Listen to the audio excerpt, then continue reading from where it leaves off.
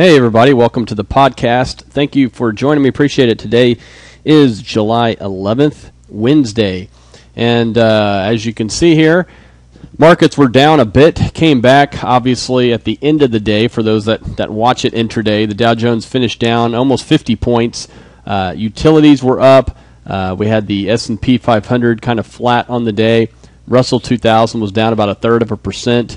Oil was up on the day. What you're seeing here is actually yesterday's close on oil. Oil was actually up on the day, had a fairly good day, I think up over $2. Oil equipment services stocks up about 1.6%. Volatility was down on the day. So we had the Fed minutes that came out, the FOMC minutes, which basically revealed absolutely nothing. And first, the stock market sold off and then recovered.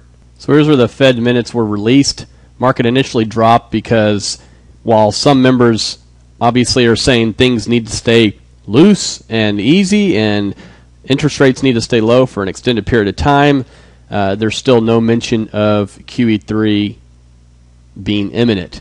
And again, I go back to what I've been saying for the last several weeks, which is QE3 I think will happen. And I think it's going to happen because the economy continues to worsen. And not only that, but when will they do it?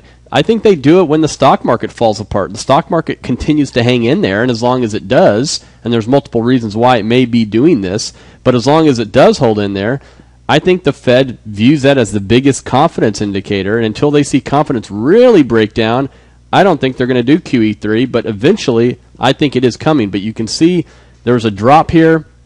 And then there was perhaps some rumors, which there typically is in the last hour of the day, almost every day, and we had this little run at the end of the day, and S&P finished flat on the day. So I mentioned on Twitter today, and for those that want to follow me on Twitter, it's twitter.com/Karl Eggerss is my handle, KarleEggerss. And I mentioned that today could find support at the third low since the June low. And remember, the S&P got down to about 1267 back on June 4th. And since that time, it's been making higher lows. And the other day, we were very, very overbought. Several of my short-term indicators, and obviously it wasn't just mine. There's plenty of other people saw the same thing. Stock market started to sell off. It's one of those times where even if you are bullish and want to buy something, you hold off because you're going to get lower prices. We have seen the lower prices. The stock market was basically down 5 straight days. Today being the 5th straight day, it reversed course and, of course, finished basically flat on the day. But this little trend line here, here's the 3 higher lows that I'm pointing to. So if you're somebody that's into very quick, fast trading, you don't care about the news, market opens up a little bit tomorrow, and let's say it opens right here, then your stop could be this line in the sand. And that would be your stop. I'm playing things a little more conservatively for a couple of reasons. Number one, we are seeing earnings come out, and we've seen companies like Alcoa. What does Alcoa do? Obviously, metals, aluminum, in the industry that is tied to not only the U.S. economy, but the global economy. Here they are falling back down. Could be at a support level, but the bottom line is came out with earnings, the stock dropped. How about Cummins, CMI, diesel engines? This was one actually that I had owned several weeks ago, and I bought it because fundamentally it's a great company. It's a really good company. This thing had dropped all the way from about $130, found support at the 200, and bounced off of it. So I kind of bought it in the 105 area, I believe. Once it broke through that, came back up and failed to regain the 200, that's when I sold it somewhere in this time frame. So that's a trade where you say, I like the fundamentals, I like the technical setup, but I'm still going to define my stop because guess what? They are a diesel manufacturer, not necessarily the best business to be in right now. And of course, they came out yesterday, had some bad things to say. The stock dropped considerably. And then you would think, well, maybe it's going to bounce today because it's oversold. No, it actually went down another 4% today. So here it is at 83.52. Came a little bit off the lows. Heavy volume. So it is getting close for somebody who wants to do a quicker trade. But again, let's not even look at that. The bigger picture here is the fact that you have a lot of companies who are confirming now that we're in earnings season, they are confirming what we have been told about the market, or excuse me, about the economy. The economy is getting weaker, and finally people are waking up to that fact. We've talked about it all the way from January, February, March, even while the market was going up. I was consistent in saying the economy is not as strong as people think. The reason it's rallying was because it was beating expectations. The expectations were worse than expected, or let me rephrase that. The expectations were low, and then whatever economic data point you point to, it would come out and it would be a little bit better. Even though the data was bad, it was better than expected. So the market was getting a little positive surprise. Everything's okay. And that's why you saw companies like Cummins rally in the January, February, March timeframe. But they started to roll over. Not only did they roll over, but the economy started to reveal itself. Now, folks who were maybe saying, hey, those that thought we were going to be in a recession last year and then changed their mind in the first quarter are now coming back full circle and saying, well, maybe things aren't as good as I thought, and things are getting weaker. So now you're seeing all those expectations come down once again, and the stock market is adjusting for this global growth that is slowing. Not only is it in Europe, it's slowing in the U.S. There's no job growth, or very little, and we know China continues to slow down, and they could come in the next couple days with their readings on their economy slower than 8%. So now what's happening is, now because we are here in the earnings season, you are now getting companies like Cummins, confirming what we were scared about. They're confirming that anything cyclical is going to get beat up. So in the big picture, what does that mean? Well, it still means that the recession trades on. Utilities, one of my long-term, I guess a core holding because it's worked for so long, continues to work. Why? Because it has a 3.7% dividend yield, which was 4%, but it's gone up a lot. And it just, look, money is flowing into there because it's a safe place to hide out. If this market gets weaker and weaker and weaker, eventually utilities would still go down, right? Because that's what happened in 2008. When in a bear market, really you can't avoid getting caught in the downdraft if you're long equities. Right now, the reason why I don't think you're seeing the VIX really spike up and people get really scared is because there's still places to hide out in this market. And I've mentioned that before. Places like utilities, places like, the tobacco stocks, some of the telecom stocks. Those are all places that are still doing okay and holding up. Yeah, they have their down days. I mean, XLU utilities had 3 or 4 down, 5 down days in a row, and then it bounced back and it's on the verge of making new highs again. So a lot of people don't have to sell those things. And mutual fund managers don't have to sell that sector. So you don't have as much downward pressure on the equity markets as you would normally have during a kind of a panic session. But if we look at some of these companies like the AutoZones of the world that look vulnerable, Advanced Auto Parts, this has been a very, very strong stock. Look at this thing. From last August, $50 had gone up, almost doubled in less than a year, and then completely has fallen apart. Chipotle Mexican Grill, again, a very vulnerable stock. As it was running up, it looked just, you couldn't beat it. And this is an important lesson. If you're looking at a stock, and let's zoom in here a little bit. You're looking at this stock and you say, boy, this thing is really risen up. I would like to get a piece of that. How do I do it? When would I sell it? Well, this is your area here where something changes, a characteristic change for the stock, because up until that point, it didn't fall below the 20-day moving average. Once it does, you say, okay, that doesn't mean I sell it necessarily, but I need to be very, very aware if something's going on, and very heavy volume. Those are two, clear-cut signs that something different is happening. Heavy volume, and it broke below that, and in fact, it went below its 50-day moving average temporarily. Then it bounced back, could not get it back above its 20, and that's really your sell signal. And now what you've been seeing is it's struggling, having some tough times, bouncing around the 200. So once again, if you say, okay, you know what, I've always wanted this stock, and now I'm getting my chance, fine, take your chance. What's happening is all these moving averages are rolling over, and if you want to take your chance, again, maybe your line in the sand is this 200-day moving average because it's kind of bouncing off that area right now. So, but my point in showing you these is that the leadership has kind of gone away. What about the Starbucks? Again, first part of the year, couldn't go down.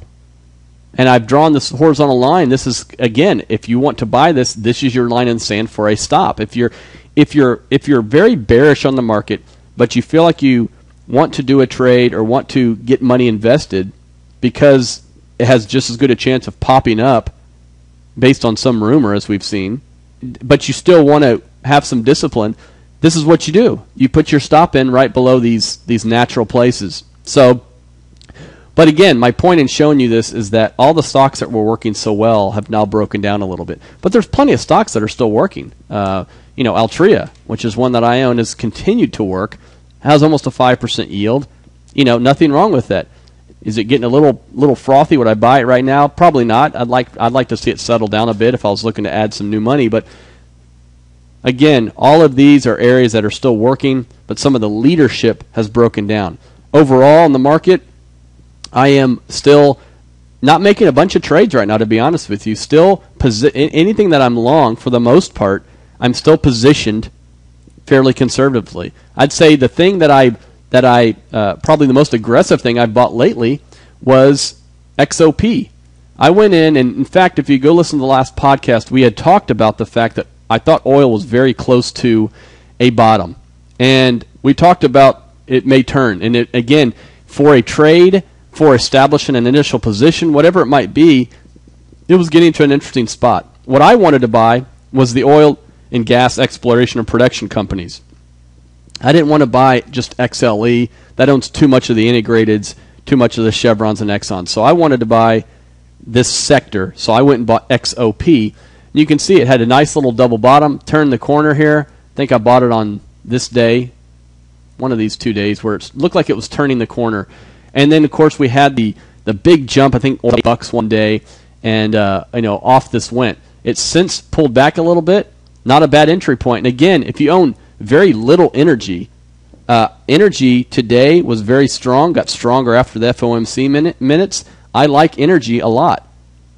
And yes, if we get into a big, something more than just a U.S. recession, or something more than a European recession, I should say, then oil could come down, and it could come down quite a bit, come down to the 50s.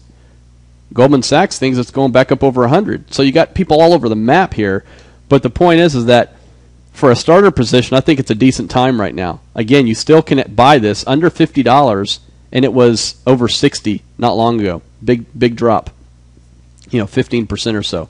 And I also own some pipeline companies and things like that. But overall, when you look at my whole makeup of what I own, very, very small allocation to emerging markets, to very cyclical stocks, to materials. I'm very lightweight in those areas. I want some access to those, but I usually want some income with it. And a lot of these companies have really perked up lately in the pipeline companies. I mean, if you take a look at just the big boy, Kinder Morgan, which is one that I've owned for years, same deal on this. Has a nice turnaround. It has reclaimed the 200-day moving average, and you can see all these moving averages are starting to turn the corner here. And again, 6% yield. Yes, this company is going to be volatile based on oil prices, but if you're wanting to have some exposure, to me, getting 6% while you wait is the way to do it. So, but that really is the extent of my global growth risk on trade right now. I'm very light in that area. I think technology is getting really beaten up right now, and that would be a very interesting place to look at some. But again, some of those companies have been saying some very bad things, and so these companies are justified. When I look at this chart right here, and whenever I look at a chart, there's always something that pops out to me. And what pops out to me on this particular chart right off the bat is the fact that this technology, and this is a basket of technology stocks, once it broke through the 100-day moving average, which was right here, it's having trouble staying above it. And then what's happened is this moving average sure does look like it's rolling over. So that's something to be cautious about. The 20-day looks like it's flat as well. 50 days obviously heading down. So all these things aren't going in the right direction. But yes, there's some compelling stocks, but you still have a lot of stocks that are warning about chips and this, that, and the other. I'd say the only exception to that right now is Apple. And Apple is one that I had owned for a long time. I sold it back probably earlier in the year. And then once it looked like it was stabilizing again, I bought it back. So now I am long Apple. And if you're, again, wanting to own something and you say, hey, I like Apple, but I still want an exit strategy on it, this 100-day moving average is the line in the sand. Now, I'm not necessarily playing it that way. I'm buying Apple for the fundamental reasons because I think they're in a cycle right now where they've come out with the iPhone was kind of the big deal, right? That was the next phase. It was the iPod, then the iPhone, then the iPad. But every time they come out with one of these new, we'll call them inventions, they will go through several phases and almost perfecting it. And now they have the iPad 3. So what's next? Is it an iPad mini? Yes. There's an iPad mini coming out that's going to compete with some of the smaller tablets. I won't run out and buy one. I do know some people that will say this isn't going to be a substitute for my iPad, but I want something a little bit smaller. The iPhone could be a little bit bigger. An Apple TV is coming out, which will eventually have Siri. And I envision, and this is just me with my grand ideas, and maybe what I want, but I envision a remote control where you push it and it's Siri inside the remote. And you say, instead of having all these buttons and channel surfing, you say, find the San Antonio Spurs game, find soccer, find the Tour de France, find political talk, whatever it might be, and it brings up the list for you. Record your favorite show at 7 o'clock, and it automatically does it without you having to search around. Again, making us lazier, of course. But the bottom line is you're going to have, I think Apple's in that phase right now where there's a little bit of a lull, but the stock's near an all-time high still, and it's a very cheap stock. David Einhorn, one of the big influential hedge fund managers, was on yesterday on CNBC saying it's still ridiculously cheap. It wasn't his quote, but something to that effect. And I agree. So I think there's places to hide out. But as far as broad baskets of tech or broad baskets of cyclical things or materials, unless it's a trade, I'm really not interested right now until I see more confirmation that the economy is at least stabilizing, and it's not. The economy is it's slowing down. The jobs are getting worse, not better. The Economic Cycle Research Institute is still pounding the table that not only did they predict a recession, but they say we are clearly in one, and they were very clear to point out that a recession is not necessarily a set of few indicators. It's a process. And it sure does feel like we're going through that process of things getting worse, not better. Now, with that said, there's still plenty of things to buy. Again, what scenario are we in right now? We're in a low interest rate environment. That means people are seeking high-yielding stocks. Those are working. People are seeking specialty types of REITs, business development companies. All those things still work. But overall, I would not be owning big baskets of mutual funds. Now, when we go back to the S&P 500 and we look, you could say, well, what's the problem here? We're not that far off the high. I mean, we were at 1422 was the high back in March, April, and we're at 1341 right now. It's only 80 points, no big deal. It's not like last summer or anything, Karl. You're right, and the hope for the market is the fact that they want more quantitative easing. And when the Ben Bernanke doesn't give it to them, the stock market sells off, and then there's some rumor, and there's some joint effort by, some European Union that says we're going to do this plan or that plan, and the stock market perks up. And we're not seeing the fear yet. So again, as I've pointed out for several weeks, short sellers are scared to go short. Long-only managers are scared to go long. And that means the market's volatile and is turning around, not really going anywhere. And that's okay. You don't have to make money every day. You don't have to make a trade every day. This is where patience comes in. And with that patience, you can afford to be patient if, big caveat, if you have items in your account that pay you income while you wait. It's very easy to look at the stock market for a month, a few weeks, a quarter, even this year. We've only been in this this year for 6 months, right? And through that, we've seen a lot. We've seen a very strong market in the first part. We've seen a very weak market in the second part so far in the last 3 months. And I'm pretty confident by the end of the year we're going to see something big one way or the other again. But it hasn't shown itself just yet. I think the deterioration in the market is happening. It's a slow grind. It is happening. But a bull market becoming a bear market takes a lot of time. And as you can see back here in 07, we went through a lot of turbulent time before completely rolling over. And you had plenty of chances to sell, reposition. People just didn't do it. And as I've stated before, I'm not necessarily pointing to the fact that we're going to lose 50% in the stock market from its high to low, or 40%. But I think one should be prepared for that. And I think we should be prepared for the S&P going to, 1,100, 1,000, whatever it might be. You got to be prepared for that. But in the meantime, while the market's gyrating, don't be afraid to do a few trades, and please have some income, because there's plenty of things out there that can give you income. But you just have to know where to look. So we're going to have more economic releases. Don't forget, we're in the middle of earnings season right now. And, with that, some companies are going to ratchet up, some are going to ratchet down. But what I want you to do is, what is the overall theme? What are we hearing from the technology companies? And I think what we've heard from the very cyclical companies is that things slowed down quite a bit in the last few months. And that shouldn't be a shock if you've been watching the podcast. It shouldn't be a shock at all. And it shouldn't really be a shock of what's working, which are all these, we'll call them quote-unquote recession types of trades. All right, guys, thank you. I appreciate it.